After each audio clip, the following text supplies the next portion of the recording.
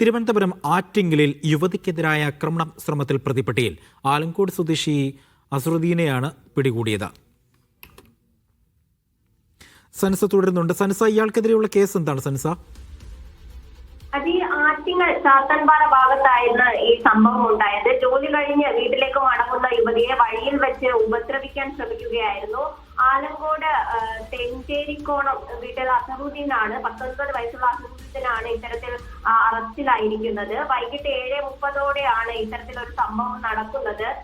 പ്രതി ഇവരെ പിന്തുടർന്ന് ആളൊഴിഞ്ഞ ഭാഗത്ത് വെച്ച് ഉപദ്രവിക്കാൻ ശ്രമിക്കുകയായിരുന്നു. സംഭവശേഷം പ്രതി ഓടി രക്ഷപ്പെട്ടു. എന്നാൽ ആ ഭാഗത്തെ CCTV ദൃശ്യങ്ങൾ വഴി കേന്ദ്രീകരിച്ച് പോലീസ് നടത്തിയ അന്വേഷണത്തിലാണ് ഇപ്പോൾ ഇയാൾ അറസ്റ്റിലായിരിക്കുന്നത്. ശരി സൻസ.